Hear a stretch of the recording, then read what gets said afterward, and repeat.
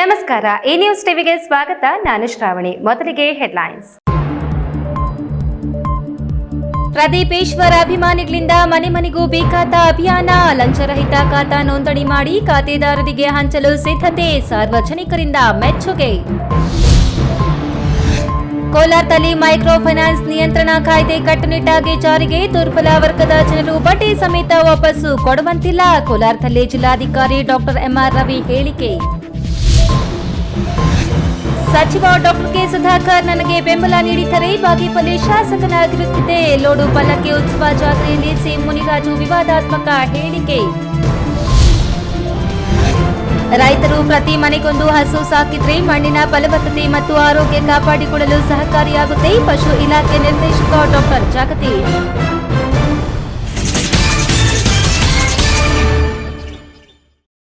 ವಾರ್ತೆಗಳ ವಿವರ. ಚಿಕ್ಕಬಳ್ಳಾಪುರ ನಗರದಲ್ಲಿ ಅನೇಕ ವರ್ಷಗಳಿಂದ ತಮ್ಮ ಮನೆ, ನಿವೇಶನ, ಅಂಗಡಿ, ಶೆಡ್, ಕಚೇರಿ, ಕಟ್ಟಡಗಳ ಖಾತೆ ಮಾಡಿಸಿಕೊಳ್ಳಲಾಗಿದೆ. ಬೇಸರದಿಂದಿದ್ದ ಮಾಲೀಕರಿಗೆ ಶಾಸಕ ಪ್ರದೀಪೇಶ್ವರ್ ಸಂತೋಷದ ಸುದ್ದಿ ತಂದಿದ್ದಾರೆ. ರಾಜ್ಯ ಸರ್ಕಾರ 3 ತಿಂಗಳ ಗಡುವು ನೀಡಿ ಖಾತೆ ಮಾಡಿಸಿಕೊಳ್ಳಲು ಅನುಮತಿ ನೀಡಿದೆ.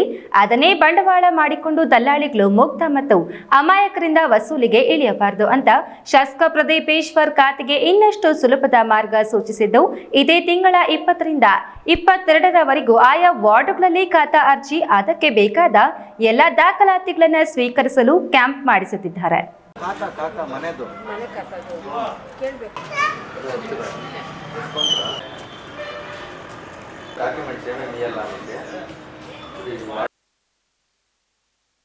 ಹೌದು, ಸುಮಾರು ವರ್ಷಗಳಿಂದ ಮನೆ, ನಿವೇಶನ, ಅಂಗಡಿ ಮುಗ್ಗಟ್ಟುಗಳ ಖಾತಾ ಮಾಡಿಸಿಕೊಳ್ಳಲು ನಗರವಾಸಿಗಳು ನಗರಸಭೆ ಕಚೇರಿಗೆ ಅಲಿದಾಡಿ ಸುಸ್ತಾಗಿ ಹೋಗಿದ್ದಾರೆ. ಅದನ್ನು ಸರ್ಕಾರಕ್ಕೆ ಮನವರಿಕೆ ಮಾಡಿಕೊಟ್ಟ ಶಾಸಕ ಪ್ರದೀಪೇಶ್ವರ್ ಕೊನೆಗೂ ಖಾತಾ ಭಾಗ್ಯ ಕಲ್ಪಿಸಿದ್ದಾರೆ. ಚಿಕ್ಕಬಳ್ಳಾಪುರ ನಗರದಲ್ಲಿರುವ 14,000 ಖಾತೆಗಳ ಪೈಕಿ 8,000ಕ್ಕೂ ಹೆಚ್ಚು ಖಾತೆಗಳು 3 ತಿಂಗಳ ಗಡುವಿನಲ್ಲಿ ಮಾಡಿಸಿಕೊಳ್ಳಬೇಕಿದೆ. ಅದಕ್ಕಾಗಿ ಸರ್ಕಾರ ಅನುಮತಿ ನೀಡಿದ ಕೂಡಲೇ ಚಿಕ್ಕಬಳ್ಳಾಪುರ ನಗರಸಭೆ ಆಡಳಿತ ಮಂಡಳಿ ಅಧ್ಯಕ್ಷರು, ಉಪಾಧ್ಯಕ್ಷರು ಸಹ ಚುರುಕಾಗಿ ಕೆಲಸ ಮಾಡುತ್ತಿದ್ದು, ನಾಳೆಯಿಂದಲೇ ಅರ್ಜಿ ಸ್ವೀಕರಿಸುವುದಾಗಿ ಘೋಷಿಸಿದ್ದಾರೆ.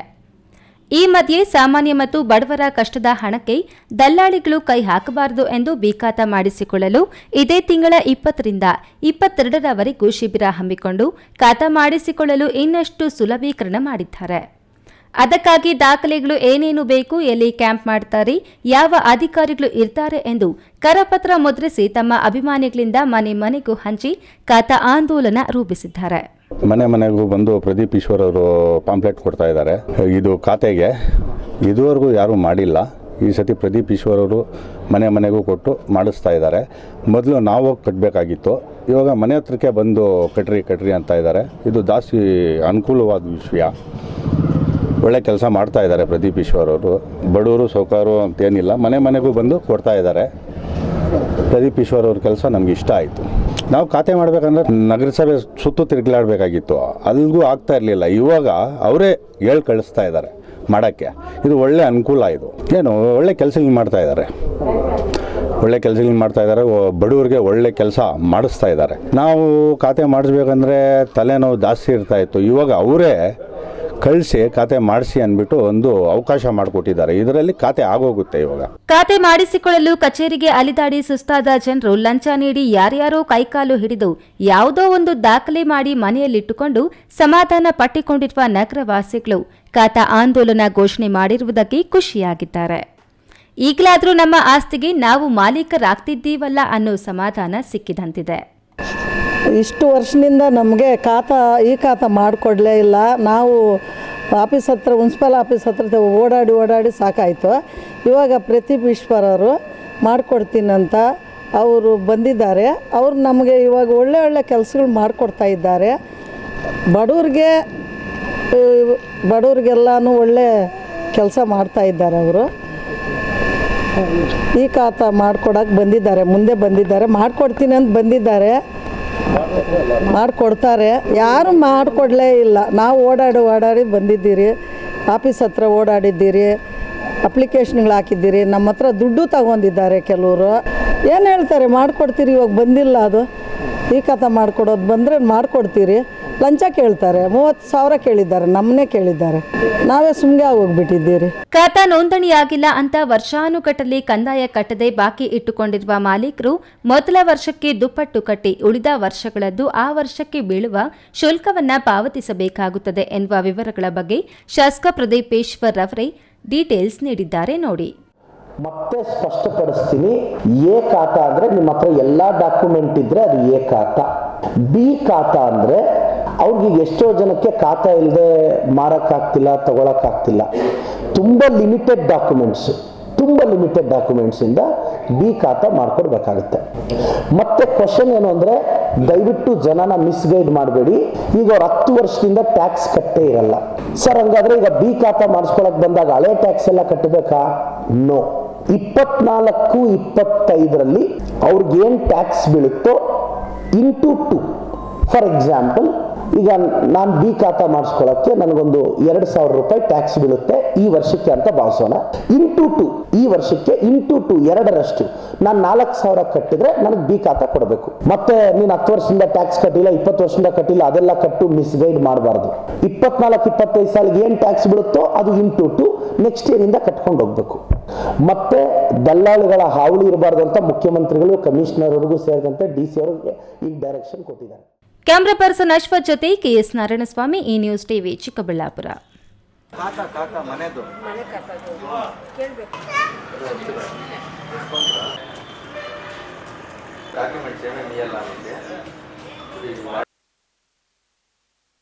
ಕೋಲಾರ ಜಿಲ್ಲೆಯಲ್ಲಿ ಮೈಕ್ರೋ ಫೈನಾನ್ಸ್ ಕಾಯ್ದೆಯನ್ನ ಕಟ್ಟುನಿಟ್ಟಾಗಿ ಜಾರಿಗೆ ತರಲಾಗುತ್ತಿದ್ದು, ಈ ಹಿಂದೆ ಪಡೆಯಲಾಗಿರುವ ಸಾಲಗಳನ್ನು ದುರ್ಬಲ ವರ್ಗದ ಜನರಿಗೆ ಬಡ್ಡಿ ಸಮೇತ ವಾಪಸ್ಸು ಕೊಡುವಂಗಿಲ್ಲ ಎಂಬ ಆದೇಶ ಆಗಿದೆ. ಅನಧಿಕೃತವಾಗಿ ಸಾಲ ನೀಡುವ ವಹಿವಾಟುದಾರರ ಮೇಲೆ ದೂರು ದಾಖಲಾದಲ್ಲಿ ಅಂತವರಿಗೆ ಕಾಯ್ದೆ ಉಲ್ಲಂಘನೆ ಎಂದು ಪರಿಗಣಿಸಿ 10 ವರ್ಷಗಳವರೆಗೆ ಜೈಲು ಶಿಕ್ಷೆ ಹಾಗೂ 5 ಲಕ್ಷದವರೆಗೂ ದಂಡ ವಿಧಿಸಲು ಅವಕಾಶವಿದೆ ಎಂದು ಡಾಕ್ಟರ್ MR ರವಿ ತಿಳಿಸಿದ್ದಾರೆ. ಯಾವುದೇ ಒಂದು ಮೈಕ್ರೋ ಫೈನಾನ್ಸ್ನ ಯಾವುದೇ ಸಂದರ್ಭದಲ್ಲಿ DC ಅವರು ಅಥವಾ DC ಅವರು ನೇಮಿಸಿರ್ತಕ್ಕಂಥ ಅಧಿಕಾರಿ ಅಲ್ಲಿಗೆ ಸರ್ಕಾರ ಜಾರಿಗೆ ತಂದಿರುವ ಮೈಕ್ರೋ ಫೈನಾನ್ಸ್ ಕಾಯ್ದೆ ಸಂಬಂಧಿಸಿದಂತೆ ಸುದ್ದಿಗೋಷ್ಠಿ ನಡೆಸಿ ಮಾತನಾಡಿದ ಕೋಲಾರ ಜಿಲ್ಲಾಧಿಕಾರಿ ಡಾಕ್ಟರ್ MR ರವಿ ಕಾಯ್ದೆ ಜಾರಿಗೆ ಸಂಬಂಧಿಸಿದಂತೆ ವಿವರಣೆ ನೀಡಿದ್ದಾರೆ. ಕೋಲಾರ ಜಿಲ್ಲೆಯಲ್ಲಿ ಮೈಕ್ರೋ ಫೈನಾನ್ಸ್ ಕಾಯ್ದೆಯನ್ನ ಕಟ್ಟುನಿಟ್ಟಾಗಿ ಜಾರಿಗೆ ತರಲಾಗುತ್ತಿದ್ದು, ಈ ಹಿಂದೆ ಪಡೆಯಲಾಗಿರುವ ಸಾಲಗಳನ್ನು ದುರ್ಬಲ ವರ್ಗದ ಜನರಿಗೆ ಬಡ್ಡಿ ಸಮೇತ ವಾಪಸ್ಸು ಕೊಡುವಂಗಿಲ್ಲ ಎಂಬ ಆದೇಶ ಆಗಿದೆ. ಅನಧಿಕೃತವಾಗಿ ಸಾಲ ನೀಡುವ ವಹಿವಾಟುದಾರರ ಮೇಲೆ ದೂರು ದಾಖಲಾದಲ್ಲಿ ಅಂತವರಿಗೆ ಕಾಯ್ದೆ ಉಲ್ಲಂಘನೆ ಎಂದು ಪರಿಗಣಿಸಿ 10 ವರ್ಷಗಳವರೆಗೆ ಜೈಲು ಶಿಕ್ಷೆ ಹಾಗೂ 5 ಲಕ್ಷದವರೆಗೂ ದಂಡ ವಿಧಿಸಲು ಅವಕಾಶವಿದೆ. ಇನ್ನು ನೋಂದಾಯಿತ ಹಣಕಾಸು ಸಂಸ್ಥೆಗಳಲ್ಲಿ ಯಾವುದೇ ಸಮಯದಲ್ಲಿ DC ಅಥವಾ ಅವರು ನೇಮಿಸಿದ ಅಧಿಕಾರಿ ನೇತೃತ್ವದಲ್ಲಿ ಲೆಕ್ಕಪತ್ರ ವೀಕ್ಷಣೆಗೆ ಅವಕಾಶ ಕಲ್ಪಿಸಲಾಗಿದೆ. ಕೋಲಾರ ಜಿಲ್ಲೆಗೆ ಸಂಬಂಧಿಸಿದಂತೆ 17 ಮೈಕ್ರೋ ಫೈನಾನ್ಸ್ ಸಂಸ್ಥೆಗಳಿದ್ದು 98 ಶಾಖೆಗಳು ಕಾರ್ಯನಿರ್ವಹಿಸುತ್ತಿದೆ. ಸುಮಾರು 2,42,937 ಜನರು ಇವುಗಳಿಂದ ಸಾಲ ಸೌಲಭ್ಯಗಳನ್ನು ಪಡೆದಿದ್ದು 1,703 ಕೋಟಿ ವಹಿವಾಟು ನಡೆಸುತ್ತಿವೆ. ಇದರಲ್ಲಿ 1,061 ಕೋಟಿ ಸಾಲವನ್ನು ವಸೂಲಿ ಮಾಡಲಾಗಿದೆ. 28,294 ಖಾತೆದಾರರು ಹಣ ಹಿಂತಿರುಗಿಸಲು ಸಾಧ್ಯವಾಗದೆ NP ಆಗಿದ್ದಾರೆ. ಮನಿ ಲ್ಯಾಂಡರ್ಸ್, ಪಾನ್ ಬ್ರೋಕರ್, ಇತರೆ ಫೈನಾನ್ಸ್ನವರು 2,674 ಕೋಟಿ ವ್ಯವಹಾರವನ್ನು ನಡೆಸಲಾಗಿದೆ ಎಂದು ಜಿಲ್ಲಾಧಿಕಾರಿ ಡಾಕ್ಟರ್ MR ರವಿ ಮಾಹಿತಿ ನೀಡಿದ್ದಾರೆ. ನ್ಯಾಯಾಲಯದಲ್ಲಿ ಪ್ರಶ್ನೆ ಮಾಡುವಂಗಿಲ್ಲ ಅಂತ ಕೂಡ ಬಹಳ ಸ್ಪಷ್ಟವಾಗಿ ಅಧ್ಯಾದೇಶದಲ್ಲಿ ಮೆನ್ಷನ್ ಮಾಡಿದ್ದಾರೆ. DRCS ಅವರನ್ನ ನೋಡಲ್ ಅಧಿಕಾರಿಯಾಗಿ ನಾವು ಮಾಡಿದ್ದೇವೆ. ಮತ್ತು ಈಗಾಗಲೇ ಒಂದು ಹೆಲ್ಪ್ ಲೈನ್ ಕೂಡ ನಾವು ಓಪನ್ ಮಾಡಿದ್ದೇವೆ. ಹೆಲ್ಪ್ ಲೈನ್ ನಂಬರು ಹೇಳ್ಬೋದು. ಯಾರು ಸಾರ್ವಜನಿಕರು ಕೂಡ ಏನಾದ್ರು ಕಂಪ್ಲೇಂಟ್ಸ್ ಇದ್ದರೆ ನಮ್ಮ ಮೇಲೆ ನೋಡಿ ಆರ್ಡಿನೆನ್ಸ್ ಬಂದಿದೆ, ಬಂದಮೇಲೂ ಕೂಡ ತೊಂದರೆ ಕೊಡ್ತಿದ್ದಾರೆ, ಮನೆ ಬಾಗಿಲಿಗೆ ಬರ್ತಿದ್ದಾರೆ, ಫೋನ್ ಮೇಲೆ ಫೋನ್ ಮಾಡ್ತಿದ್ದಾರೆ ಅನ್ನುವಂಥ ಏನಾದರೂ ಪ್ರಶ್ನೆಗಳಿದ್ದರೆ ಅಥವಾ ದೂರುಗಳಿದ್ದರೆ ಅವರು ನಮ್ಮ ಹೆಲ್ಪ್ ಲೈನು ನಂಬರ್ ನಿಮ್ಗೆ ಶೇರ್ ಮಾಡ್ತೀನಿ. ಆ ಹೆಲ್ಪ್ ಲೈನ್ಗೆ ಅವರು ಕೊಡಬಹುದು. ಮತ್ತು ಏನಾದರೂ ಈ ಥರ ಇನ್ಸ್ಟ್ರಕ್ಷನ್ ಮಾಡಬೇಕು ಅಂತಂದರೆ ಮುಂದಿನ ದಿನಗಳಲ್ಲಿ ಒಂದು ಕಮಿಟಿಯನ್ನು ಕೂಡ ನಾವು ಮಾಡಬೇಕು ಅಂತ ಅಂದ್ಕೊಂಡಿದ್ದೀವಿ. ಅಂದರೆ ಜಿಲ್ಲೆಯಲ್ಲಿ ಒಂದು ಇನ್ಸ್ಪೆಕ್ಷನ್ ಕಮಿಟಿ ಅಂತ ಇದ್ದರೆ ಆ ಕಮಿಟಿಗೆ ರೊಟೀನ್ ಆಗಿ ಒಂದು ಇನ್ಸ್ಪೆಕ್ಷನ್ ಮಾಡ್ತಕ್ಕಂಥದ್ದು. ಅವರು ನಮಗೆ 3 ತಿಂಗಳು ರಿಟರ್ನ್ಸ್ ಕೊಡೋದು 1 ವರ್ಷದ ಕಾಯಬೇಕಾದ ಅಗತ್ಯ ಇಲ್ಲ. ನಮ್ಮ ಜಿಲ್ಲಾ ಆಡಳಿತದಿಂದ ಒಂದು inspection committee under the presidentship of the assistant ಕಮಿಷನರಲ್ಲಿ ಚೇರ್ಮನ್ಶಿಪ್ಪಲ್ಲಿ ಮಾಡಿ ಅಲ್ಲಿ ನಮ್ಮ ಇಲಾಖೆ ಅಧಿಕಾರಿಗಳನ್ನು ಸೇರಿಸ್ಕೊಂಡು ರ್ಯಾಂಡಮ್ ಆಗಿ ಚೆಕ್ ಮಾಡ್ತಕ್ಕಂಥದ್ದು, ಪರಿಶೀಲನೆ ಮಾಡೋದು, ಯಾವ ರೀತಿ ಕೆಲಸ ಕಾರ್ಯಗಳು ಮಾಡ್ತಾರೆ ಅಂತ ನಾವು ವೆರಿಫೈ ಮಾಡ್ತಕ್ಕಂಥ ಕೆಲಸವನ್ನು ಕೂಡ ನಾವು ಮಾಡಬೇಕು ಅಂತ ತೀರ್ಮಾನ ಮಾಡಿದ್ದೇವೆ. ಸತೀಶ್, ಈ ನ್ಯೂಸ್ ಟಿವಿ, ಕೋಲಾರ. ಕಳೆದ ವಿಧಾನಸಭಾ ಚುನಾವಣೆಯಲ್ಲಿ ಅಂದು ಸಚಿವರಾಗಿದ್ದ ಡಾಕ್ಟರ್ ಕೆ ಸುಧಾಕರ್ ನನ್ನ ಪರ ಕೆಲಸ ಮಾಡಿದರೆ ನಾನು ಬಾಗೇಪಲ್ಲಿಯಲ್ಲಿ ಶಾಸಕನಾಗುತ್ತಿದ್ದೆ ಎಂದು ಹೇಳುವ ಮೂಲಕ ಮತ್ತೊಮ್ಮೆ ಡಾಕ್ಟರ್ ಕೆ ಸುಧಾಕರ್ ವಿರುದ್ಧ ಅಸಮಾಧಾನದ ಮಾತನ್ನ ಬಿಜೆಪಿ ರಾಜ್ಯ ಕಾರ್ಯದರ್ಶಿ, ಬಾಗೇಪಲ್ಲಿ ಕ್ಷೇತ್ರದ ಆಕಾಂಕ್ಷಿಯಾಗಿ ಪರಾಭವಗೊಂಡಿರುವ ಸಿ ಮುನಿರಾಜು ಹೇಳಿಕೆ ನೀಡಿದ್ದಾರೆ.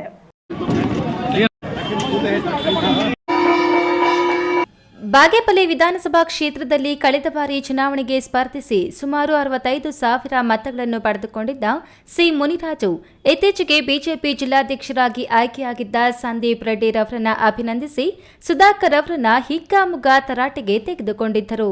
ಇದಕ್ಕೆ ಪ್ರತಿಯಾಗಿ ಡಾಕ್ಟರ್ ಕೆ ಸುಧಾಕರ್, ನಾನು ಕಳೆದ ಚುನಾವಣೆಯಲ್ಲಿ ಮುನಿರಾಜುರವರ ಜೊತೆಗಿದ್ದರಿಂದ ಅಷ್ಟು ಓಟು ಬಂದಿದೆ, ಮುಂದೆ ಜೊತೆಗಿರಲ್ಲ, ಎಷ್ಟು ಓಟು ತಗೋತೀರಾ ನೋಡೋಣ ಎಂದು ಪ್ರತಿ ಸವಾಲು ಒಡ್ಡಿದ್ದರು. ನಂತರ ಸಂದೀಪ್ ರೆಡ್ಡಿರವರ ಜಿಲ್ಲಾಧ್ಯಕ್ಷ ಸ್ಥಾನಕ್ಕೆ ಕೇಂದ್ರ ಹೈಕಮಾಂಡ್ ತಡೆ ನೀಡಿತ್ತು. ನಂತರ ಬಿಜೆಪಿಯಲ್ಲಿ ಚಟುವಟಿಕೆಗಳು ತಟಸ್ಥವಾಗಿದ್ದು, ಇತ್ತೀಚೆಗೆ ಸುಧಾಕರ್ ನೀಡಿದ ಹೇಳಿಕೆಗೆ ಸಿ ಮುನಿರಾಜು ಟಾಂಗ್ ನೀಡಿದ್ದಾರೆ. ಈ ಹಿಂದೆ ನಡೆದ ವಿಧಾನಸಭಾ ಚುನಾವಣೆಯಲ್ಲಿ ಡಾಕ್ಟರ್ ಕೆ ಸುಧಾಕರ್ ನನ್ನ ಜೊತೆಯಲ್ಲಿ ಇದ್ದಿದ್ರೆ ನಾನೇ ಗೆಲ್ತಿದ್ದೆ, ಬಾಗೇಪಲ್ಲಿ ಕ್ಷೇತ್ರದ ಶಾಸಕನಾಗ್ತಿದ್ದೆ. ನಾನು ಅವರಿಗೆ ಸಂಸತ್ ಚುನಾವಣೆಯಲ್ಲಿ ಸುಧಾಕರ್ಗೆ ಬೆಂಬಲವನ್ನು ನೀಡಿದ್ದೇನೆ. ಬಿಜೆಪಿ ಪಕ್ಷ ಮುಖ್ಯ, ಬಿಜೆಪಿಗೆ ಬೆಂಬಲ ನೀಡಬೇಕು. ಮುಂಬರುವಂತಹ ಜಿಲ್ಲಾ ಪಂಚಾಯಿತಿ, ತಾಲೂಕು ಪಂಚಾಯಿತಿ ಚುನಾವಣೆಗಳಲ್ಲಿ ಬಿಜೆಪಿ ಪಕ್ಷದಿಂದ ಎಲ್ಲಾ ಕ್ಷೇತ್ರಗಳಲ್ಲಿ ಅಭ್ಯರ್ಥಿಗಳನ್ನ ಕಣಕ್ಕೆ ಇಳಿಸಿ ಗೆಲ್ಲಿಸಿಕೊಂಡು ಬಂದು ಅಧಿಕಾರದ ಚುಕ್ಕಾಣಿಯನ್ನು ಹಿಡಿಯುವಂತಹ ಕೆಲಸವನ್ನ ಮಾಡಿ ತೀರುತ್ತೇನೆ ಎಂದು ತಿಳಿಸಿದರು. ಅದನ್ನ ನೀವೇ ಉತ್ತರ ಕೊಡಬೇಕು, ಯಾಕೆಂದ್ರೆ ಮಾಧ್ಯಮದವರೇ ನೀವೆಲ್ಲ ನೋಡ್ತಾ ಇದ್ದೀರ. ನಾನು ಇವತ್ತು ಜೊತೆಲೇ ಇಟ್ಕೊಂಡಿದ್ದೀನಿ, ಫೋಟೋ ಹಾಕ್ಕೊಂಡಿದ್ದೀನಿ. ನಾನು ಇವತ್ತು ಇಟ್ಕೊಂಡಿದ್ದೀನಿ. ಭಾರತೀಯ ಜನತಾ ಪಕ್ಷದಲ್ಲಿ MP ಅವರನ್ನು ನಾವೇ ಓಟ್ ಹಾಕಿ ಗೆಲ್ಲಿಸಿರೋದು. MP ಅವರು ಜೊತೆಲೇ ಇದ್ದೀವಿ ಈಗಲೂ. ಮೊನ್ನೆ ಕೂಡ ಮಾಧ್ಯಮದಲ್ಲಿ ಅದನ್ನೇ ಹೇಳಿದ್ದೀನಿ ನಾನು. ಅವರು ಜೊತೆಯಲ್ಲಿ ಇದ್ದಿದ್ರೆ ನಾನು ಗೆದ್ದುಬಿಡ್ತಾ ಇದ್ದೆ. ಅದು ಅವರೇ ತಿಳ್ಕೊಬೇಕು. ಪ್ರಾಮಾಣಿಕವಾಗಿ ಮನಸ್ಫೂರ್ತಿಯಾಗಿ ಮನಸ್ಸಾಕ್ಷಿಗೆ ಅವರು ದೇವ್ರನ್ನ ನಂಬ್ತಾರವ್ರು. ನಾನು ದೇವ್ರನ್ನ ನಂಬವನೇ. ಜೊತೆಯಲ್ಲಿ ಯಾವ ರೀತಿ ಇದ್ದರು, ಯಾವ ರೀತಿ ಕೆಲಸ ಮಾಡಿದ್ರು ಅನ್ನೋದು ಎಲ್ರಿಗೂ ಗೊತ್ತು. ಈಗಲೂ ನಾನು ಹೇಳಿದ್ದೀನಿ, ಲಾಸ್ಟಲ್ಲಿ ಒಂದು ಮಾತು ಹೇಳಿದ್ದೀನಿ. ಏನು ಹೇಳಿ, ಈಗಲಾದರೂ ಬಿಟ್ಟು ಬಿಡೋಣ, ಇದು ಪಕ್ಷ ಗೆಲ್ಲಬೇಕು, ಕಾರ್ಯಕರ್ತರು ಸಫರ್ ಆಗೋದು ಬೇಡ. ಒಬ್ಬರ ಕಾಲ ಒಬ್ಬರಿಗೆ ಹೇಳಿದರೆ ಅದು ನಿಮಗೂ ಅವ್ರಿಗೂ ತೊಂದರೆ, ನನಗೂ ತೊಂದರೆ. ನನ್ನೂ ಸೋಲಿಸಿದ್ರು ಅವರು ಸೋಲ್ತು. ನಾನು ಅವತ್ತೇ ಹೇಳಿದ್ದೀನಿ, ಇಷ್ಟೇ ಆಗಿದ್ದು. ಜನ ಇವತ್ತು ಅಲ್ಲಿಗೂ ಒಂದು ಅವಕಾಶ ಅವರು ಕೊಟ್ಟಿದ್ದಾರೆ. MP ಆಗಿ ಕೇಂದ್ರದಲ್ಲಿ ನರೇಂದ್ರ ಮೋದಿ ಅವರು ಪ್ರಧಾನಮಂತ್ರಿ ಆಗಬೇಕು ಅಂತ ಅವ್ರು ಕೊಟ್ಟಿದ್ದಾರೆ. ನಾನು ಕೂಡ ಪ್ರಾಮಾಣಿಕವಾಗಿ ಗೆಲ್ಲಬೇಕು. ಗುಡಿಬಂಡೆ ತಾಲೂಕು ಎಲ್ಲೋಡು ಶ್ರೀ ಲಕ್ಷ್ಮೀ ಆದಿನಾರಾಯಣ ಸ್ವಾಮಿ ಜಾತ್ರೆ ಪ್ರಯುಕ್ತ ನಡೆದ ಪಲ್ಲಕ್ಕಿ ಉತ್ಸವದಲ್ಲಿ ಸಮಾಜ ಸೇವಕ ಹಾಗೂ ಬಿಜೆಪಿ ರಾಜ್ಯ ಕಾರ್ಯದರ್ಶಿ ಸಿ ಮುನಿರಾಜುರವರು ಜಾತ್ರೆಗೆ ಬಂದ ಭಕ್ತಾದಿಗಳಿಗೆ ಸ್ಥಳದಲ್ಲೇ ತಟ್ಟೆ ಇಡ್ಲಿಗಳನ್ನು ಮಾಡಿಸಿ ಹಂಚಿಕೆ ಮಾಡಿದರು.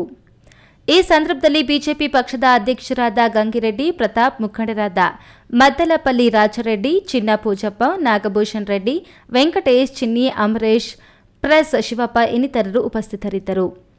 ಮಂಜುನಾಥ್ ಬಿ, ಈ ನ್ಯೂಸ್ ಟಿವಿ, ಗುಡಿಬಂಡೆ.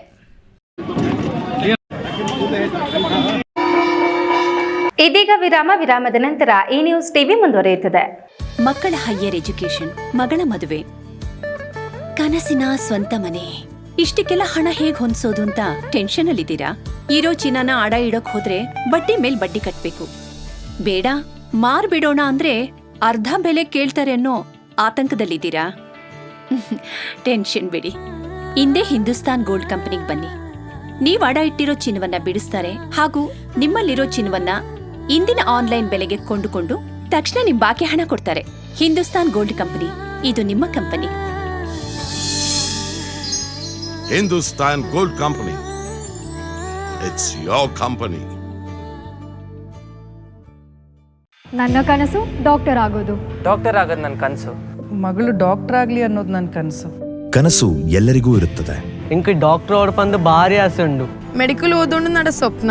ಮಾ ಕಸುಚ್ ಎಕ್ಕ ಸಪನ ಡಾಕ್ಟರ್ ಜಾವ್ ಕಾಮೂಣ. ಕನಸು ಎಲ್ಲೆಲ್ಲೂ ಇರುತ್ತದೆ. ಮೆಡಿಕಲ್ ಓದುವುದು ನನ್ನ ಕನಸು. ನನ್ನ ಮಗನು ಡಾಕ್ಟರ್ ಆಗ್ಬೋದೇನ್ರಿ? ನನ್ನ ಕನಸು ಡಾಕ್ಟರ್ ಆಗೋದು. ಕನಸು ಎಲ್ಲರ ಹಕ್ಕು, ಆದರೆ ಕನಸು ನನಸಾಗಲು ಬೇಕು ನಂಬಿಕೆ, ಛಲ ಮತ್ತು ಪರಿಶ್ರಮ. Neat academy. ವಿರಾಮದ ನಂತರ ಈ ನ್ಯೂಸ್ ಟಿವಿಗೆ ಸ್ವಾಗತ. ದೇವನಹಳ್ಳಿ ತಾಲೂಕಿನ ಬೆದಲೂರು ಹಾಲು ಉತ್ಪಾದಕರ ಸಹಕಾರ ಸಂಘದ ಆವರಣದಲ್ಲಿ ಪಶು ಇಲಾಖೆ ವತಿಯಿಂದ ಮಿಶ್ರತಳಿ ಹಸುಗಳ ಅಧಿಕ ಹಾಲು ಕರೆಯುವ ಸ್ಪರ್ಧೆ ನಡೆಯಿತು. ಜಿಲ್ಲಾಡಳಿತ, ಜಿಲ್ಲಾ ಪಂಚಾಯಿತಿ, ಜಿಲ್ಲಾ ಪಶುಪಾಲನಾ ಮತ್ತು ಪಶು ವೈದ್ಯಕೀಯ ಸೇವಾ ಇಲಾಖೆ, ಬೆಂಗಳೂರು ಹಾಲು ಒಕ್ಕೂಟದ ದೇವನಹಳ್ಳಿ ಹಾಲು ಶಿಬಿರ ಕಚೇರಿ, ತಾಲೂಕು ಆಡಳಿತ, ತಾಲೂಕು ಪಂಚಾಯಿತಿ, ತಾಲೂಕು ಪಶುಪಾಲನಾ ಮತ್ತು ಪಶು ವೈದ್ಯಕೀಯ ಸೇವಾ ಇಲಾಖೆ, ಬೆದಲೂರು ಹಾಲು ಉತ್ಪಾದಕರ ಸಹಕಾರ ಸಂಘ, ದೇವನಹಳ್ಳಿ ಲಯನ್ ಸಂಸ್ಥೆ ವತಿಯಿಂದ ಹಮ್ಮಿಕೊಂಡಿದ್ದ ತಾಲೂಕು ಮಟ್ಟದ ಮಿಶ್ರ ತಳಿ ಹಸುಗಳ ಅಧಿಕ ಹಾಲು ಕರೆಯುವ ಸ್ಪರ್ಧೆಯಲ್ಲಿ ವಿಜೇತರಾದವರಿಗೆ ಬಹುಮಾನ ವಿತರಿಸಿ ಪ್ರೋತ್ಸಾಹಿಸಲಾಯಿತು.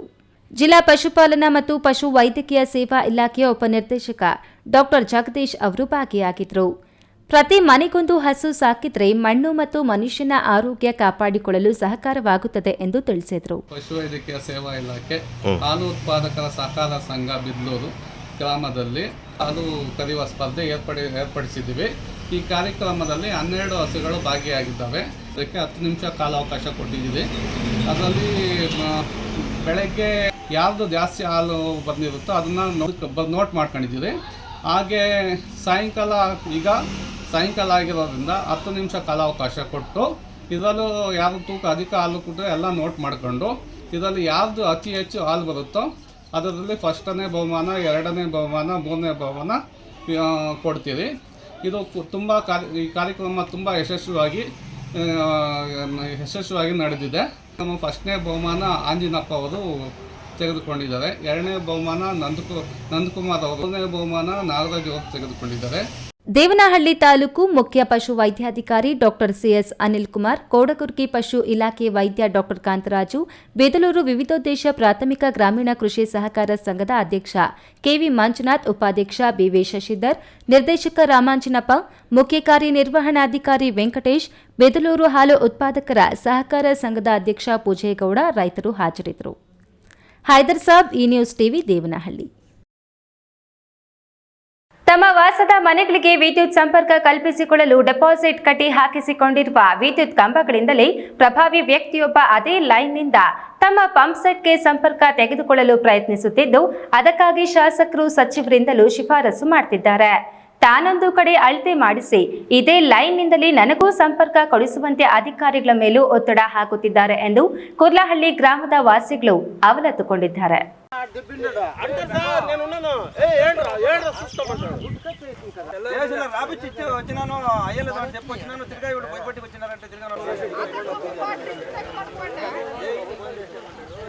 ಕೆಲಸ ನಿಲ್ಸ್ಕೊಂಡಿದೆ ಸರ್. ಅವ್ರು ಮತ್ತೆ ಇಲ್ಲ, ನಾನು ಸಾಲ್ವ್ ಮಾಡಿದ್ದೀನಿ ಬನ್ನಿ ಅಂದಿಕೋಸ ಯಾರು ಅಂದಿದ್ದು ಚಿಕ್ಕಬಳ್ಳಾಪುರ ತಾಲೂಕು ಆವಲಗುರ್ಗಿ ಪಂಚಾಯಿತಿ ವ್ಯಾಪ್ತಿಯ ಕುರ್ಲಹಳ್ಳಿ ಗ್ರಾಮದಲ್ಲಿ ತೋಟಗಳಲ್ಲಿ ವಾಸದ ಮನೆಗಳು ನಿರ್ಮಿಸಿಕೊಂಡಿರುವ ಜನರು ತಾವೇ ಖರ್ಚು ಮಾಡಿ 2 ಫೇಸ್ ವಿದ್ಯುತ್ ಲೈನ್ ಹಾಕಿಸಿಕೊಂಡಿದ್ದಾರೆ. ಅದೇ ಗ್ರಾಮದ ನರಸಿಂಹಪ್ಪ ಎಂಬ ಪ್ರಭಾವಿ ತನ್ನ ಪಂಪ್ಸೆಟ್ಗೆ 3 ಫೇಸ್ ಲೈನ್ ಸಂಪರ್ಕವನ್ನ ಇದೇ ಕಂಬಗಳಿಂದ ಸಂಪರ್ಕ ಪಡೆಯಲು ಶತ ಪ್ರಯತ್ನ ಮಾಡುತ್ತಿದ್ದಾರಂತೆ. ಅದಕ್ಕಾಗಿ ಶಾಸಕ, ಸಚಿವರಿಂದ ಅಧಿಕಾರಿಗಳ ಮೇಲೆ ಒತ್ತಡ ಹಾಕುತ್ತಿದ್ದಾರೆ ಎಂದು ಅಲ್ಲಿನ ವಾಸಿಗಳು ಅವಲತ್ತುಕೊಂಡಿದ್ದಾರೆ. ತಮ್ಮ ಪಂಪ್ಸೆಟ್ಗೆ ಪ್ರತ್ಯೇಕ ಜಾಗದಲ್ಲಿ ಅಳತೆ ಮಾಡಿಕೊಂಡು ಲೈನ್ ಎಳೆದುಕೊಳ್ಳುತ್ತೇವೆ ಎಂದು ಅನುಮತಿ ಪಡೆದುಕೊಂಡಿದ್ದು, ಆ ಸರ್ವೆ ಇದೇ ಕಂಬಗಳಿಂದ ಎಂದು ಅಧಿಕಾರಿಗಳಿಂದ ಸುಳ್ಳು ಹೇಳಿಸುತ್ತಿದ್ದಾರೆ ಎಂದು ಅವರು ಆರೋಪಿಸಿದ್ದಾರೆ. ಅಲ್ಲಣ್ಣ, ಇವಾಗ ಅವರು ಬೋರ್ ಹಾಕ್ಸಿ 5 ವರ್ಷ ಆಗೈತೆ. ನಾವು 3 ತಿಂಗಳಾಗೈತೆ ದುಡ್ಡು ಕಟ್ಟು ಕರೆಂಟ್ ಹಾಕ್ಸ್ಕೊಂಡಿದ್ದೀವಿ. ನಾವು ಆ 5 ವರ್ಷದಿಂದ ಏನು ಮಾಡ್ತಾ ಇದ್ದೀವಿ ಸರ್? ಇವಾಗ ಇದರಲ್ಲೇ ಬಿಡ್ಕೊಂಡು ಹೋಗ್ಬೇಕಂತ ಅವ್ರು. ಅದಕ್ಕೆ 3 ಸಲ ಬಂದವ್ರೆ. ಆಗ ಆ ಕಡೆ ಹಾಕು ಅಂತ ಹೇಳಿದ್ದೀವಿ ನಾವು. ಹಾಕ್ಸಿಲ್ಲ. ಹಾಕು ಅಂದ್ರೆ ಇಲ್ಲೇ ಹಾಕೊಂಡು ಹೋಗ್ಬೇಕಂತ ಅವ್ರು. ಆಗ ಅಲ್ಲಿ ಮನೆ ಕಟ್ತಾ ಇದ್ದೀವಿ ನಾವು. ಇನ್ನೂ ಒಂದು ಮನೆ ಕಟ್ಟಬೇಕು. ಎಲ್ಲಣ್ಣ ನಾವು ಕಟ್ಟೋದು? ಅದೇ ತೊಂದರೆ ನಮಗೆ. ಮಕ್ಕಳವ್ರೆ ಮನೆ ತುಂಬ ಲೈನ್ ಹಿಂಗೆ ಅಂದತೈತಣ್ಣ ನಮ್ಗೆ ಮಕ್ಳಿಗೆ. ಅದಕ್ಕೆ ಬೇಡ ಅಂತ ಇದ್ದೀವಿ. ಬೇರೆ ಕಡೆಯಿಂದ ಹಾಕೊಳ್ಳ, ನಮ್ಗೇನು ತೊಂದರೆ ಇಲ್ಲ. ನರಸಿಂಹಪ್ಪ ಎಂಬುವವರು ದೌರ್ಜನ್ಯವಾಗಿ ನಮ್ಮ ವಿದ್ಯುತ್ ಕಂಬದಿಂದ ಲೈನ್ ಎಳೆದುಕೊಳ್ಳಲು ಮುಂದಾಗಿದ್ದಾರೆ. ಅಲ್ಲಿಗೆ ಬಂದು ಆ ಸಮಸ್ಯೆ ಪರಿಹರಿಸಿ ಎಂದು ಬೆಸ್ಕಾಂ ಅಧಿಕಾರಿಗಳಿಗೆ ದೂರು ನೀಡಿದ್ರು. ಅವರು ಕಣ್ಣು ಕಿವಿ ಮುಚ್ಚಿಕೊಳ್ತಿದ್ದಾರೆ. ಏನೇ ಆಗ್ಲಿ, ನಾವು ಮಾತ್ರ ಈ ಕಂಬಗಳಿಂದ ಲೈನ್ ಎಳೆದುಕೊಳ್ಳಲು ಬಿಡುವುದಿಲ್ಲ ಎಂದು ಅವರು ದಿಟ್ಟ ಹೆಜ್ಜೆ ಇಟ್ಟು ಹೋರಾಟಕ್ಕೆ ಮುಂದಾಗಿದ್ದಾರೆ. 2 ಫೇಸ್ ಲೈನಲ್ಲಿ ಇವಾಗ 11 kV ಹೇಳ್ಕೊಳಕ್ಕೆ ಇದು ಮಾಡ್ತಾವ್ರೆ. ಅದರಿಂದ ನಮ್ಮ ಮನೆಗಳಿಗೆ ತೊಂದರೆ ಆಗುತ್ತೆ. ಮತ್ತು ನಾವು ಹೊಸ್ದಾಗಿ ಮನೆ ಕಟ್ಟೋಕ್ಕೆ ಮತ್ತೆ ಸಮಸ್ಯೆ ಆಗುತ್ತೆ. ಅದರಿಂದ ಅವ್ರಿಗೆ ಆ ಪಕ್ಕದವ್ರಿಗೆ ಪಕ್ಕದಲ್ಲಿ ಜಮೀನಿದೆ, ಆ ಜಮೀನಲ್ಲೇ ಹಾಕ್ಕೊಳ್ಳಿ ಅಂತ ನಾವು ಹೇಳ್ತಾ ಇದ್ದೀವಿ. ಈ 2 ಫೇಸ್ ಲೈನಲ್ಲಿ ನಮ್ಗೆ ಬೇಡ ಅಂತ ನಾವು ವಾಪಸ್ ಮಾಡ್ತಾ ಇದ್ದೀವಿ. ಬಾರ್ದು ಅಂತ 3-4 ಸರಿ ವಾಪಸ್ ಹೋಗೋರೆ. ಮತ್ತೆ ಕಂಪ್ಲೇಂಟ್ ಕೊಡ್ತೀವಿ. ಪೊಲೀಸವ್ರನ್ನ ಕರ್ಕೊಂಡ್ಬಂದು ನಮ್ಮ ಮೇಲೆ ದೌರ್ಜನ್ಯ ಮಾಡಿ ನಮ್ಗೆ ಸಮಸ್ಯೆ ಕೊಡ್ತವ್ರೆ. ಅದಕ್ಕೆ ನಮಗೆ ಇದೇ ರೀತಿ ಸಮಸ್ಯೆ ಆಗ್ತಾಯಿದ್ರೆ ನಮಗೆ ಸ್ವಲ್ಪ ಇದಾಗುತ್ತೆ ಸರ್, ನೋವಾಗುತ್ತೆ. ಅದರಿಂದ ನಮ್ಗೆ ಯಾವುದೇ ರೀತಿ ಈ ಥರ ತೊಂದರೆ ಕೊಡ್ದಿರಾ ಹಾಕೋದಕ್ಕೆ ಯಾವುದೇ ಕಾರಣಕ್ಕೂ ಬಿಡೋಲ್ಲ ಸರ್. ನಾವು ಅಪೋಸ್ ಮಾಡ್ತೇವೆ. ನಮ್ಮದೇ ಜಮೀನಿದೆ ಪಕ್ಕದಲ್ಲಿ ಹಾಕ್ಕೊಳಕ್ಕೆ ನಾವು ಇದು ಮಾಡ್ತಾಯಿದ್ದೀವಿ. ಕರೆಂಟ್ಗೆ ಯಾರು ಅಪೋಸ್ ಮಾಡೋಕ್ಕಾಗಲ್ಲ, ಬಟ್ಟು 11 kV ಬೇಡ.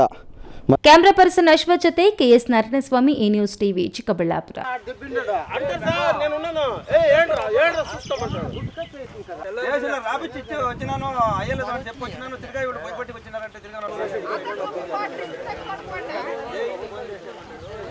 ಕೆಲಸ ನಿಲ್ಸ್ಕೊಂಡಿದೆ ಸರ್. ಅವ್ರು ಮತ್ತೆ ಇಲ್ಲ ನಾನು ಸಾಲ್ವ್ ಮಾಡಿದ್ದೀನಿ ಬನ್ನಿ ಅಂದಕ್ಕೋಸ್ಕರ ನಾನು ಯಾರು ಅಂದಿದ್ದು? ಅವರ ಜಾನ ಯಾರೋ ಮನೆಯ ಮುಂದಿನ ರಸ್ತೆ ವಿಚಾರಕ್ಕೆ ಸಂಬಂಧಿಸಿದಂತೆ ವ್ಯಕ್ತಿಯೊಬ್ಬನನ್ನ ಭೀಕರವಾಗಿ ಹಾರೆಯಿಂದ ಹೊಡೆದು ಕೊಲೆ ಮಾಡಿರುವ ಘಟನೆ ಕೋಲಾರ ಜಿಲ್ಲೆ ಕೆಜಿಎಫ್ ತಾಲೂಕು ಕಣ್ಣೂರು ಗ್ರಾಮದಲ್ಲಿ ನಡೆದಿದೆ. ರಸ್ತೆ ವಿಚಾರಕ್ಕೆ ಎರಡು ಕುಟುಂಬಗಳ ನಡುವೆ ನಡೆದ ಜಗಳ ವಿಕೋಪಕ್ಕೆ ತಿರುಗಿದ್ದು ಓರ್ವನ ಕೊಲೆಯಲ್ಲಿ ಅಂತ್ಯ ಕಂಡಿದೆ. ಕೋಲಾರ ಜಿಲ್ಲೆ ಕೆಜಿಎಫ್ ತಾಲೂಕಿನ ಕಣ್ಣೂರು ಗ್ರಾಮದಲ್ಲಿ ಮನೆಯ ಮುಂದಿನ ರಸ್ತೆ ವಿಚಾರಕ್ಕೆ ಸಂಬಂಧಿಸಿದಂತೆ ವ್ಯಕ್ತಿಯೊಬ್ಬನನ್ನ ಭೀಕರವಾಗಿ ಕೊಲೆ ಮಾಡಲಾಗಿದೆ. 35 ವರ್ಷದ ಮಂಜುನಾಥ್ ಕೊಲೆಯಾದ ವ್ಯಕ್ತಿ. ಮನೆಯ ಮುಂದಿನ ರಸ್ತೆಯ ವಿಚಾರಕ್ಕೆ ಹಾರೆಯಿಂದ ಮಂಜುನಾಥ್ ಎಂಬಾತನನ್ನ ಕಣ್ಣೂರು ಗ್ರಾಮದ ಮುನಿವೆಂಕಟಪ್ಪ ಹಾಗೂ ರಾಜೇಶ್ ಎಂಬುವವರು ಭೀಕರವಾಗಿ ಕೊಲೆ ಮಾಡಿದ್ದಾರೆ. ಮಂಜುನಾಥ್ ಹಾಗೂ ಮುನಿವೆಂಕಟಪ್ಪ ಕುಟುಂಬದ ನಡುವೆ ರಸ್ತೆ ವಿಚಾರವಾಗಿ ಗಲಾಟೆ ನಡೆದಿದೆ. ಕೆಜಿಎಫ್ ತಾಲೂಕು ಕ್ಯಾಸಂಬಳ್ಳಿ ಠಾಣೆಯಲ್ಲಿ ಪ್ರಕರಣ ದಾಖಲಾಗಿದೆ. 25ರಂದು ಕ್ಯಾಸಂಬಳ್ಳಿ ಪೊಲೀಸ್ ಸ್ಟೇಷನ್ನಲ್ಲಿ ಒಂದು ಮರ್ಡರ್ ಕೇಸನ್ನು ನಾವು ದಾಖಲು ಮಾಡಿದ್ವಿ. ಇದರಲ್ಲಿ ಮೃತ ವ್ಯಕ್ತಿ ಹೆಸರು ಮಂಜುನಾಥ್ ಅಂತ. ಈತ ಕಣ್ಣೂರು ಗ್ರಾಮದ ವಾಸಿಯಾಗಿರ್ತಾನೆ, 42 ವರ್ಷ, ದಾರಿ ಚಾಲಕರಾಗಿ ಕೆಲಸ ಮಾಡ್ತಿರ್ತಾನೆ. ಈತನ ಪತ್ನಿ ಸಹಿತ ಬಂಗಾರಪೇಟೆ ಹತ್ರ ಬರ್ತಕ್ಕಂಥ ಹೂವರ್ಸಲ್ಲಿ ಕೂಡ ಅವರು ಬೆಂಗಳೂರು ಕೆಲಸ ಮಾಡ್ತಾ ಇರ್ತಾರೆ. ಈಗ ಕೆಲಸ ಮಾಡಿಕೊಂಡು ತನ್ನ ಊರಾದ ಕಣ್ಣೂರಲ್ಲಿ ವಾಸವಾಗಿರ್ತಾನೆ. 16ನೇ ತಾರೀಕು ರಾತ್ರಿ ಅವನಿಗೂ ಮತ್ತು ಆರೋಪಿತರಾದ ಮುನಿವೆಂಕಟಪ್ಪ ಮತ್ತು ರಾಜೇಶ್ ಇವರೆಲ್ಲ ಸಂಬಂಧಿಕರೇ ಆಗಿರ್ತಾರೆ. ಯಾವುದೋ ಒಂದು ಈ ದಾರಿ ವಿಚಾರದಲ್ಲಿ ಅವರ ನಡುವೆ ಇದ್ದಂಥ ಹಳೆಯ ವೈಷಮ್ಯದ ಹಿನ್ನೆಲೆಯಲ್ಲಿ ಇವರಿಬ್ಬರೂ ಸಹ ಒಂದು ಹಾರೆ ಮತ್ತು ಒಂದು ಕಡ್ಡಿಯಿಂದ ಆತನ ಮೇಲೆ ಹಲ್ಲೆ ಮಾಡಿ ಆತನಿಗೆ ತಲೆಗೆ ಗಾಯಪಡಿಸಿ ಆತನ ಕೊಲೆ ಮಾಡಿರುತ್ತಾರೆ ಎಂದು ಮೃತನ ಪತಿ ಅವರು ನೀಡಿದ ದೂರಿನ ಮೇಲೆ ಪ್ರಕರಣವನ್ನು ದಾಖಲಿಸಿಕೊಳ್ಳಲಾಗಿದೆ. ಕ್ಯಾಸಂಬಳ್ಳಿ ಠಾಣೆ ಪೊಲೀಸರು ಮುನಿವೆಂಕಟಪ್ಪ ಹಾಗೂ ರಾಜೇಶ್ನನ್ನ ಬಂಧಿಸಿದ್ದಾರೆ. Satish, A news TV, Kolar. ಚುನಾವಣೆ ಸಂದರ್ಭದಲ್ಲಿ ಚಿಕ್ಕಬಳ್ಳಾಪುರ ನಗರ ವಾಸಿಗಳಿಗೆ ವಿತರಿಸಿರುವ 20,000 ನಿವೇಶನಗಳನ್ನು ವಸತಿ ಇಲಾಖೆ ಹಿಂಪಡೆದಿದೆ. ಇದು ಸರ್ಕಾರದ ಹಂತದಲ್ಲಿದ್ದು, ಈ ಬಗ್ಗೆ ಜಿಲ್ಲಾ ಉಸ್ತುವಾರಿ ಸಚಿವ ಡಾಕ್ಟರ್ ಎಂಸಿ ಸುಧಾಕರ್ ಮಾತನಾಡುತ್ತಾರೆ. ಗ್ರಾಮೀಣ ಭಾಗದ ನಿವೇಶನಗಳಿಗೂ ಈ ಖಾತೆ ಮಾಡಿಕೊಡುವ ಬಗ್ಗೆ ಮುಖ್ಯಮಂತ್ರಿಗಳು ಘೋಷಣೆ ಮಾಡಿದ್ದು, ಇದು ಶೀಘ್ರ ಅನುಷ್ಠಾನವಾಗಲಿದೆ ಎಂದು ಶಾಸಕ ಪ್ರದೀಪೇಶ್ವರ್ ತಿಳಿಸಿದರು. ಅಷ್ಟು ಹಕ್ಕುಪತ್ರಗಳು ಸರ್ಕಾರ ಹಿಂಪಡೆದಿದೆ. ಮುಖ್ಯಮಂತ್ರಿಗಳೊಂದಿಗೆ ವಿಡಿಯೋ ಕಾನ್ಫರೆನ್ಸ್ ಕಾರ್ಯಕ್ರಮದಲ್ಲಿ ಭಾಗವಹಿಸಿ ಮಾತನಾಡಿದ ಚಿಕ್ಕಬಳ್ಳಾಪುರ ವಿಧಾನಸಭಾ ಕ್ಷೇತ್ರದ ಶಾಸಕ ಪ್ರದೀಪೇಶ್ವರ್, ಚಿಕ್ಕಬಳ್ಳಾಪುರ ನಗರ ವಾಸಿಗಳ ಬಹುದಿನದ ಕನಸು ನನಸಾಗ್ತಿದ್ದು, ಅವಕಾಶವನ್ನು ಬಳಸಿಕೊಂಡು ಬೇಕಾತೆ ಮಾಡಿಕೊಡಲು ಆಂದೋಲನ ರೀತಿ ಕಾರ್ಯಕ್ರಮ ಹಮ್ಮಿಕೊಳ್ಳಲಾಗಿದೆ ಎಂದರು. ನಂತರ ಅವರು ಸುದ್ದಿಗಾರರ ಪ್ರಶ್ನೆಗೆ ಉತ್ತರಿಸಿ, ಕಳೆದ ವಿಧಾನಸಭಾ ಚುನಾವಣೆ ಸಂದರ್ಭದಲ್ಲಿ ವಿತರಿಸಿರುವ 20,000 ನಿವೇಶನಗಳ ಹಕ್ಕುಪತ್ರಗಳನ್ನು ವಸತಿ ಇಲಾಖೆ ವಾಪಸ್ ಪಡೆದಿದೆ. ಇದು ಸರ್ಕಾರದ ಹಂತದಲ್ಲಿದೆ ಎಂದು ಹೇಳಿದ್ದಾರೆ. ಕ್ಯಾನ್ಸಲ್ ಆಗಿ ಸರ್ಕಾರಕ್ಕೆ ವಾಪಸ್ ಹೋಗಿದೆ. ನೀವು ಇಒರ್ನ ಚಿಕ್ಕಬಳ್ಳಾಪುರ ಇಒನ ಮಂಚೇನಹಳ್ಳಿ ಇಒನ ಕೇಳಿ, ಅಷ್ಟು ಹಕ್ಕುಪತ್ರಗಳು ಸರ್ಕಾರ ಹಿಂಪಡೆದಿದೆ, ವಾಪಸ್ ಹೋಗಿದೆ. ಈಗ ಹೌಸಿಂಗ್ ಬೋರ್ಡಲ್ಲಿ ಹಕ್ಕುಪತ್ರಗಳಿದೆ, ಅದು ಬೇರೆದೇ ವಿಚಾರ. That is quite different. ಇದು ಆಲ್ರೆಡಿ ಕಟ್ಟಿರೋರಿಗೆ, ಅದು ನನಗೆ ಗೊತ್ತಿರೋ ಪ್ರಕಾರ ಅದು ವಾಪಸ್ ಹೊರಟೋಗಿದೆ. ಅದರದ್ದು ಲೇಟರ್ ಸ್ಟೇಜಲ್ಲಿ ನಮ್ಮ ಡಿಸ್ಟ್ರಿಕ್ಟ್ ಮಿನಿಸ್ಟ್ರು ಹೇಳ್ತಾರೆ ಅದರ ಬಗ್ಗೆ. ಗ್ರಾಮೀಣ ಭಾಗದ ನಿವೇಶನಗಳಲ್ಲಿ ಮನೆ ನಿರ್ಮಾಣ ಮಾಡಿಕೊಂಡಿರುವವರಿಗೂ ಖಾತೆ ಇಲ್ಲದೆ ತೊಂದರೆಯಾಗಿದ್ದು, ಇದನ್ನು ಶೀಘ್ರದಲ್ಲೇ ಬಗೆಹರಿಸುವುದಾಗಿ ಮುಖ್ಯಮಂತ್ರಿಗಳು ಇಂದು ನಡೆದ ವಿಡಿಯೋ ಸಂವಾದದಲ್ಲಿ ತಿಳಿಸಿದ್ದಾರೆ. ಕ್ಯಾಮರಾ ಪರ್ಸನ್ ಅಶ್ವಥ್ ಜೊತೆ ಕೆಎಸ್ ನಾರಾಯಣಸ್ವಾಮಿ, ಈ ನ್ಯೂಸ್ ಟಿವಿ, ಚಿಕ್ಕಬಳ್ಳಾಪುರ. ತಂತ್ರಜ್ಞಾನ ಮುಂದುವರೆದಂತೆ ಸಮಾಜದಲ್ಲಿ ಸೈಬರ್ ಅಪರಾಧಗಳು ಹೆಚ್ಚಾಗ್ತಿವೆ.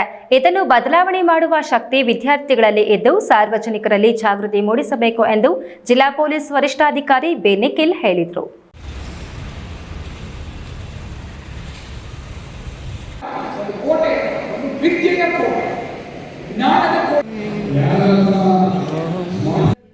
ಕೋಲಾರ ನಗರದ ಶತಶೃಂಗ ಪೊಲೀಸ್ ಭವನದಲ್ಲಿ ಜಿಲ್ಲಾ ಪೊಲೀಸ್ ಇಲಾಖೆ ವತಿಯಿಂದ ಮಂಗಳವಾರ ಹಮ್ಮಿಕೊಂಡಿದ್ದ ಸೈಬರ್ ಅಪರಾಧ ಜಾಗೃತಿ ಕಾರ್ಯಕ್ರಮವನ್ನು ಜಿಲ್ಲಾ ಪೊಲೀಸ್ ವರಿಷ್ಠಾಧಿಕಾರಿ ಬಿ ನಿಖಿಲ್ ಉದ್ಘಾಟಿಸಿ ಮಾತನಾಡಿ, ಪ್ರತಿಯೊಬ್ಬರು ಮೊಬೈಲ್ಗಳನ್ನು ಪ್ರತಿದಿನ ಬಳಸುವುದು ಸಾಮಾನ್ಯವಾಗಿದೆ. ತಂತ್ರಾಂಶಗಳನ್ನು ಬಳಸುವಾಗ ಎಚ್ಚರದಿಂದ ಇರದಿದ್ದರೆ ಅನಾಹುತಗಳಿಗೆ ಎಡೆಮಾಡಿಕೊಡುವ ಸಾಧ್ಯತೆ ಇರುತ್ತದೆ. ಮೊಬೈಲ್ ಬಳಕೆಯನ್ನ ಪ್ರಜ್ಞಾಪೂರ್ವಕವಾಗಿ ಬಳಸಬೇಕು. ಅಪರಿಚಿತರ ಕೈಗೆ ಮೊಬೈಲ್ ನೀಡಬಾರದು. ಫೋನ್ ಮತ್ತು ವಿಡಿಯೋ ಕರೆಗಳನ್ನು ಸ್ವೀಕರಿಸಬಾರದು. OTP ಸಂಖ್ಯೆಗಳನ್ನು ಹಂಚಿಕೆ ಮಾಡಿಕೊಳ್ಳಬಾರದು. ಹೆಣ್ಣು ಮಕ್ಕಳು ಮೊಬೈಲ್ ಕುರಿತು ಬಹಳ ಎಚ್ಚರಿಕೆಯಿಂದ ಇರಬೇಕು ಎಂದು ತಿಳಿಸಿದರು.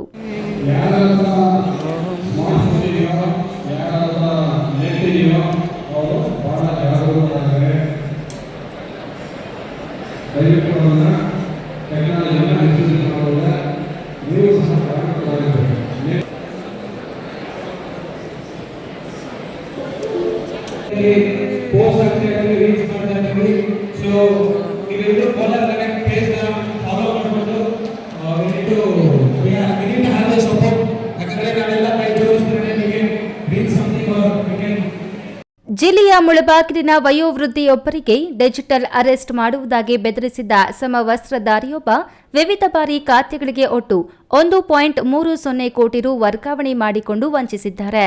ಮತ್ತೊಂದು ಪ್ರಕರಣದಲ್ಲಿ ಬೆಂಗಳೂರಿನ IIT ಪದವೀಧರರೊಬ್ಬನಿಗೆ 5 ಕೋಟಿ ರು ವಂಚಿಸಲಾಗಿದೆ.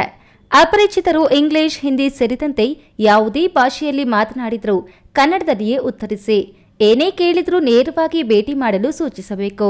ಆ ಮೂಲಕ ವಂಚನೆಯಿಂದ ದೂರವಾಗಬೇಕು ಎಂದು ಎಚ್ಚರಿಸಿದರು. ಜಿಲ್ಲೆಯಲ್ಲಿ 32 ಪ್ರಕರಣಗಳು ನಡೆದಿದೆ. ಸುಮಾರು 2.5 ಕೋಟಿ ರು ಕಳೆದುಕೊಂಡಿದ್ದಾರೆ. ಯಾವುದೇ ಸಂಸ್ಥೆಯಿಂದ ಹೂಡಿಕೆಗೆ ನಿಮಗೆ 90% ರಿಂದ 11% ಮಾತ್ರ ವಾಪಸ್ ಕೊಡಿಸಲು ಸಾಧ್ಯ. ಅದಕ್ಕಿಂತ ಹೆಚ್ಚಾಗಿ ನೀಡುವುದಾಗಿ ತಿಳಿಸಿದಾಗ ದುರಾಸೆಯಿಂದ ಹೂಡಿಕೆ ಮಾಡಿದರೆ ವಂಚನೆಯಾಗುವುದು ಖಚಿತ ಎಂದರು. ಸೈಬರ್ ಅಪರಾಧ ವಿಭಾಗದ ವೃತ್ತ ನಿರೀಕ್ಷಕ SR ಜಗದೀಶ್, ವಿದ್ಯಾರ್ಥಿಗಳು ಹಾಜರಿದ್ದರು. ಸತೀಶ್, ಈ ನ್ಯೂಸ್ ಟಿವಿ, ಕೋಲಾರ.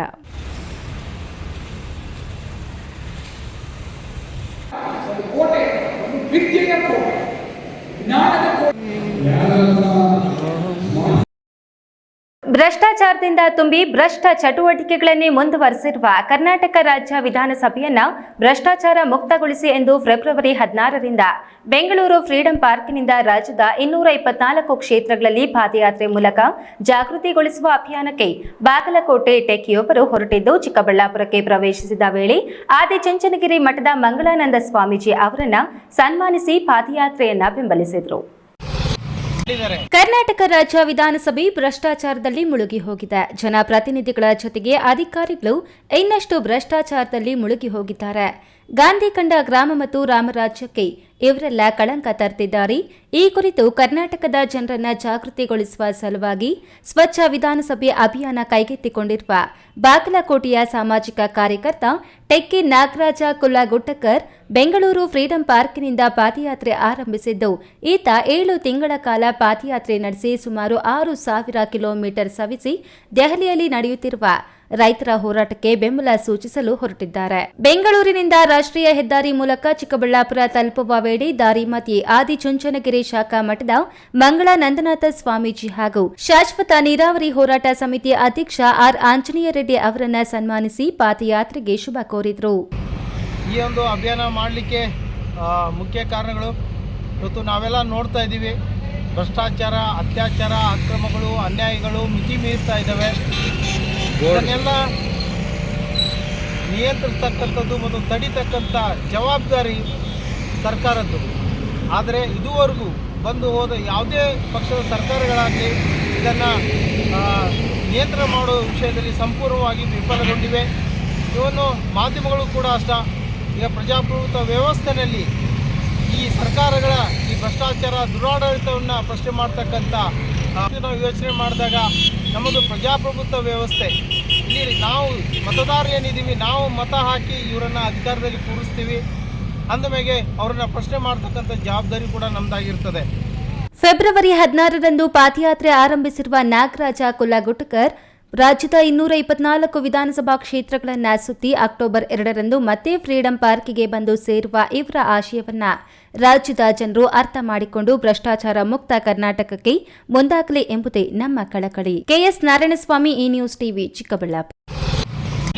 ಮಕ್ಕಳಲ್ಲಿನ ಪ್ರತಿಭೆಯನ್ನು ಹೊರತರಲು ಸರ್ಕಾರ ಎಫ್ಎಲ್ಎನ್ ಕಲಿಕಾ ಹಬ್ಬ, ಪ್ರತಿಭಾ ಕಾರಂಜಿ ಹಾಗೂ ವಾರ್ಷಿಕೋತ್ಸವ, ಅಕ್ಷರ ಹಬ್ಬದಂತಹ ವಿಶೇಷ ಕಾರ್ಯಕ್ರಮಗಳ ಮೂಲಕ ವೇದಿಕೆಯನ್ನು ಸೃಷ್ಟಿಸುತ್ತಿದೆ. ಅಕ್ಷರ ಕಲಿಕೆ ಜೊತೆಗೆ ತಮ್ಮ ತಮ್ಮ ಪಠ್ಯೇತರ ಚಟುವಟಿಕೆಗಳು, ನಾಟಕ, ಹಾಡು, ನೃತ್ಯ ಹಾಗೂ ಜಾನಪದ ಶೈಲಿಯಂತಹ ಚಟುವಟಿಕೆಗಳನ್ನು ಗುರುತಿಸಿ ಮುಂದುವರಿಯಲು ಅನುಕೂಲ ಕಲ್ಪಿಸಿದೆ ಎಂದು ಸರ್ಕಾರಿ ನೌಕರರ ಸಂಘದ ಜಿಲ್ಲಾಧ್ಯಕ್ಷ ಎ ನಾರಾಯಣಸ್ವಾಮಿ ತಿಳಿಸಿದರು.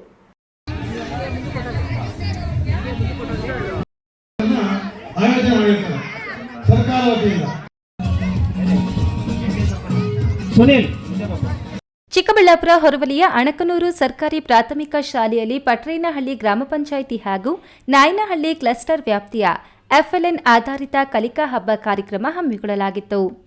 ಈ ಕಲಿಕಾ ಹಬ್ಬದಲ್ಲಿ ಕ್ಲಸ್ಟರ್ ವ್ಯಾಪ್ತಿಯ ಎಲ್ಲ ಶಾಲೆಗಳಲ್ಲಿ ವಿವಿಧ ರೀತಿಯ ಚಟುವಟಿಕೆಗಳಲ್ಲಿ ಆಸಕ್ತಿ ತೋರಿರುವ ಮಕ್ಕಳಿಗೆ ಮತ್ತಷ್ಟು ಪ್ರೋತ್ಸಾಹ ನೀಡಲು ಪಠ್ಯ ಮತ್ತು ಪಠ್ಯೇತರ ಚಟುವಟಿಕೆಗಳನ್ನು ಆಡಿಸಿ ಅವರಿಗೆ ಬಹುಮಾನ ವಿತರಣೆ ಮಾಡಲಾಯಿತು. ಕಾರ್ಯಕ್ರಮ ಉದ್ಘಾಟಿಸಿ ಮಾತನಾಡಿದ ಜಿಲ್ಲಾ ಸರ್ಕಾರಿ ನೌಕರರ ಸಂಘದ ಅಧ್ಯಕ್ಷ ಎ ನಾರಾಯಣಸ್ವಾಮಿ, ಮಕ್ಕಳಲ್ಲಿ ನಮಗಿಂತ ಉತ್ತಮವಾದ ಪ್ರತಿಭೆ ಇರುತ್ತೆ, ಅದು ನಮಗೆ ಗೊತ್ತಿರೋಲ್ಲ. ಅವರಿಗೆ ಉತ್ತೇಜನ ನೀಡಿ ವೇದಿಕೆ ಸೃಷ್ಟಿಸಿಕೊಟ್ರೆ ಅದನ್ನು ಅವರು ಪ್ರದರ್ಶಿಸುತ್ತಾರೆ. ಈಗ ನೀವೇ ನೋಡಿ, 5ನೇ ತರಗತಿ ಓದುವ ವಿದ್ಯಾರ್ಥಿ ಬಾರಿಸಿದ ತಮಟೆ ವಾದನವನ್ನ ನೋಡಿದರೆ ಜಿಲ್ಲೆಯಲ್ಲಿ ಪದ್ಮಭೂಷಣ ಪ್ರಶಸ್ತಿ ವಿಜೇತ ಪಿಂಡಿ ಪಾಪನಹಳ್ಳಿ ಮುನಿವೆಂಕಟಪ್ಪನ ನೆನಪು ಬರಲಿದೆ. ಸರ್ಕಾರ ಎಫ್ಎಲ್ಎನ್ ಆಧಾರಿತ ಕಲಿಕಾ ಹಬ್ಬದ ಮೂಲಕ ಮಕ್ಕಳಿಗೆಲ್ಲ ಮತ್ತೊಂದು ಸುವರ್ಣಾವಕಾಶ ನೀಡಿದೆ ಎಂದರು. ನಮ್ಮ ಸರ್ಕಾರಿ ಶಾಲೆಗಳ ಕಲಿಕಾ ಬಲವರ್ಧನಾ ವರ್ಷ ಅಂತೇಳಿ ನಿಗದಿಪಡಿಸಿ ಇಡೀ ರಾಜ್ಯಾದ್ಯಂತ ಮಕ್ಕಳಲ್ಲಿರ್ತಕ್ಕಂತಹ ಒಂದು ಕಲಿಕೆಯನ್ನ ಹೊರತರ್ತಕ್ಕಂತಹ ಒಂದು ಹಬ್ಬದ ಕಾರ್ಯಕ್ರಮನೇ ಕಲಿಕಾ ಹಬ್ಬದ ಕಾರ್ಯಕ್ರಮ. ವಿಶೇಷವಾಗಿ ನಮ್ಮ ಮಕ್ಕಳ ಪ್ರತಿಭಾ ಕಾರಂಜಿ ಇರ್ಬೋದು, ಬೇರೆ ಬೇರೆ ಅನೇಕ ಮಕ್ಕಳ ಚಟುವಟಿಕೆ ಕಾರ್ಯಕ್ರಮಗಳನ್ನ ನಾವೆಲ್ಲ ಮಾಡ್ತಾ ಇರ್ತೀವಿ. ಆದ್ರೆ ಮಕ್ಕಳಲ್ಲಿರ್ತಕ್ಕಂತಹ ಪ್ರತಿಭೆ ಅದು ಹೊರಬರಬೇಕಾದ್ರೆ ಇಂತಹ ಒಂದು ಕಾರ್ಯಕ್ರಮಗಳು ಬಹಳ ವಿಶೇಷವಾಗಿರ್ತಕ್ಕಂಥ ಒಂದು ಕಾರ್ಯಕ್ರಮಗಳು ಆಗಿರ್ತವೆ.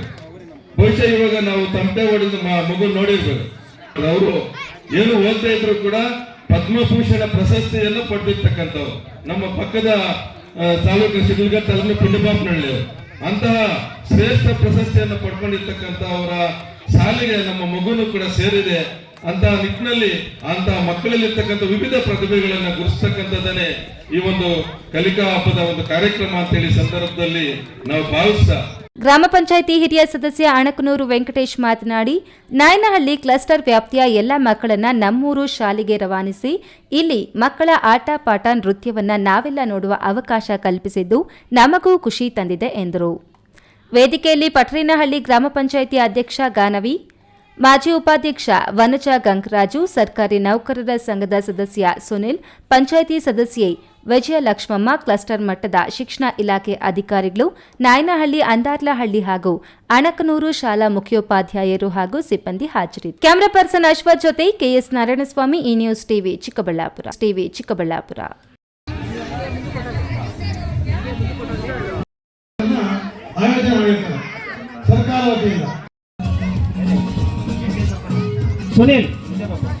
ಇದೀಗ ವಿರಾಮದ ನಂತರ ಈ ನ್ಯೂಸ್ ಟಿವಿ ಮುಂದುವರಿಯುತ್ತದೆ.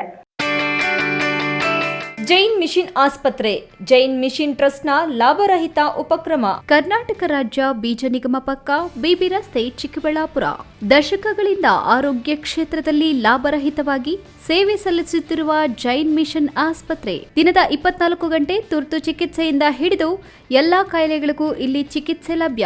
ದೂರವಾಣಿ ಸಂಖ್ಯೆ 08156295108. ತುರ್ತು ಸಹಾಯವಾಣಿ 6364464470. ಭಾರತದ ಪ್ರತಿಷ್ಠಿತ ದ್ವಿಚಕ್ರ ವಾಹನಗಳಲ್ಲಿ ಒಂದಾದ ಹೀರೋ ಬೈಕ್ಗಳು ಚಿಕ್ಕಬಳ್ಳಾಪುರ ಜಿಲ್ಲೆಯಲ್ಲಿ ಲಭ್ಯ.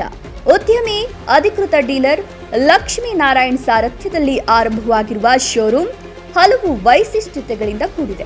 ಹೀರೋ ಕಂಪನಿಯ ಬೈಕ್ಗಳ ಅಧಿಕೃತ ಮಾರಾಟಗಾರರು ಮತ್ತು ಸರ್ವಿಸ್ ಸೆಂಟರ್ ಸೇವೆಗಳು ಚಿಕ್ಕಬಳ್ಳಾಪುರದಲ್ಲಿ ಈಗ ಲಭ್ಯ.